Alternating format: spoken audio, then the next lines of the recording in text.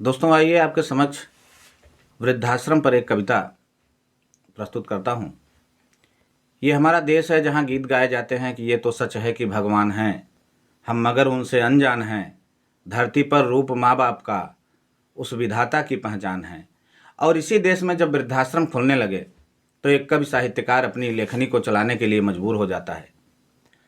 कविता की भूमिका में चंद पंक्तियाँ हैं कि मतलब से भरी महफिल में कीमत कौन पूछेगा, कि मतलब से भरी महफिल में कीमत कौन पूछेगा, कि इस युग में बुजुर्गों की नसीहत कौन पूछेगा।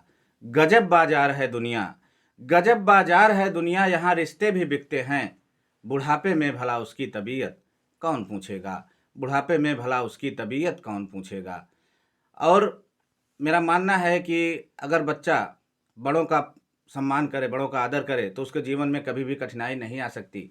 कि तराने ज़िंदगी के गुनगुनाना सीख जाता है, तराने ज़िंदगी के गुनगुनाना सीख जाता है। सफलता के लिए नुस्खा पुराना सीख जाता है। और उसी दिन से प्रगति की राह पर बढ़ता है हर बच्चा, उसी दिन से प्रगति की राह पर बढ़ता है हर बच्चा। बड़ों के पाँव को जिस दिन दबाना सीख जाता है, बड़ों के पाँव को जिस दिन दबाना सीख जाता है।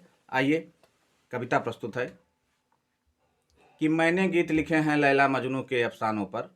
कवि हर क्षेत्र में अपनी कलम चलाता है कि मैंने गीत लिखे हैं लैला मजनू के अफसानों पर, मैंने गीत लिखे हैं तिरछे नैनों पर मुस्कानों पर, मैंने गीत लिखे हैं धरती अंबर चांद सितारों पर, मैंने गीत लिखे हैं हर पल खुशियों पर त्योहारों पर, मैंने गीत लिखे हैं घायल भारत माँ के क्रंदन के, मैंने गीत लिखे हैं वीर सपूतों के अभिनंदन के। मगर लेखनी कांप रही है ऐसा मंजर लिखने में, कि मगर लेखनी कांप रही है ऐसा मंजर लिखने में। मानवता का रक्त सना वो खूनी खंजर लिखने में। हमने पावस में पतझड़ सा होता मौसम देखा है, औलादों की पीड़ा से रोता वृद्धाश्रम देखा है। हमने पावस में पतझड़ सा होता मौसम देखा है, औलादों की पीड़ा से रोता वृद्धाश्रम देखा है।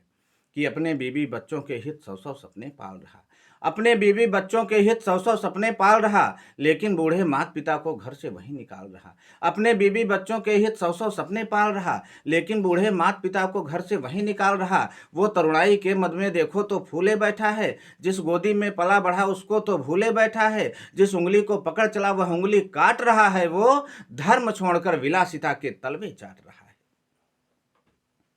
कि अपने बीवी बच्चों के हित सौ सौ सपने पाल रहा, लेकिन बूढ़े माता पिता को घर से वहीं निकाल रहा। वो तरुणाई के मद में देखो तो फूले बैठा है, जिस गोदी में पला बढ़ा उसको तो भूले बैठा है। जिस उंगली को पकड़ चला वह उंगली काट रहा है, वो धर्म छोड़कर विलासिता के तलवे चाट रहा है। वो अपने पुरखों को उसने जीते जी तर्पण दे डाला, अपने पुरखों को उसने जीते जी तर्पण दे डाला, आने वाली पीढ़ी को धुंधला सा दर्पण दे डाला।